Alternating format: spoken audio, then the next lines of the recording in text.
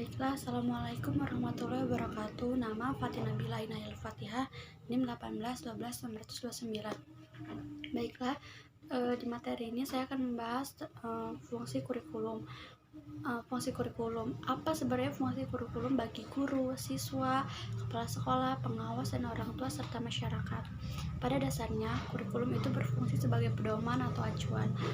Fungsi kurikulum secara luas adalah dalam rangka untuk mencapai tujuan pendidikan. Tujuan pendidikan tersebut diantaranya adalah tujuan nasional, tujuan institusional, tujuan kurikuler, dan tujuan instruksional. Lalu bagi guru, kurikulum itu berfungsi sebagai pedoman dalam melaksanakan proses pembelajaran. Fungsi kurikulum akan sangat berguna dalam penerapan cara mengajar nantinya. Pendidik atau guru akan sangat merasa terbantu dengan adanya kurikulum, karena mereka dapat mengajar dan mengikuti struktur yang telah dibuat dalam penyampaian materi maupun evaluasi yang akan dilakukan terhadap peserta didik nantinya. Lalu ada kurikulum terhadap ada kurikulum bagi kepala sekolah atau pengawas. Kurikulum bagi kepala sekolah atau pengawas berfungsi sebagai pedoman dalam melaksanakan survei atau pengawasan. Nah, di sini juga lanjut ada kurikulum bagi orang tua. Itu berfungsi sebagai pedoman dan membimbing anaknya belajar di rumah. Bagi masyarakat, kurikulum itu berfungsi sebagai pedoman untuk memberikan bantuan bagi terselenggaranya proses pendidikan di sekolah, dan bagi siswa sendiri, kurikulum itu berfungsi sebagai suatu pedoman belajar.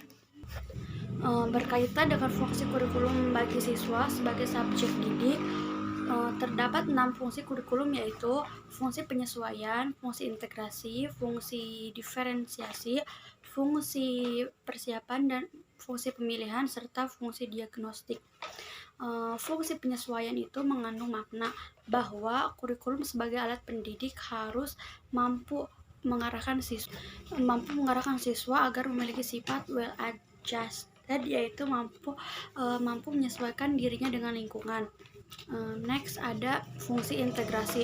Fungsi integrasi itu mengandung makna bahwa kurikulum sebagai alat pendidikan harus mampu menghasilkan pribadi-pribadi yang utuh.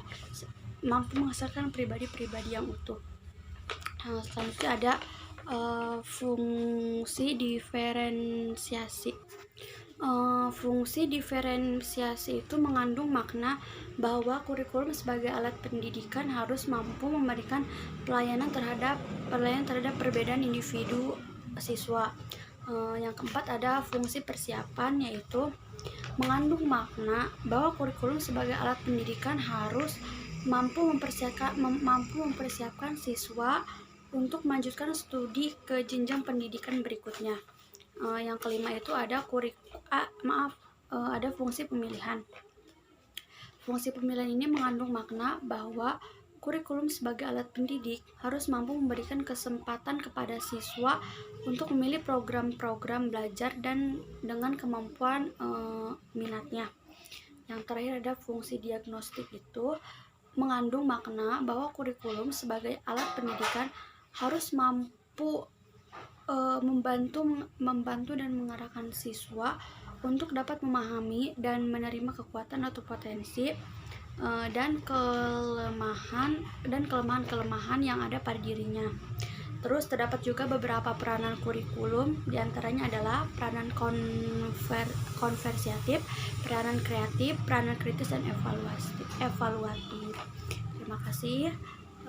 Mungkin itu saja materi dari saya yang bisa saya sampaikan. Kurang dan lebihnya mohon maaf. Wassalamualaikum warahmatullahi wabarakatuh.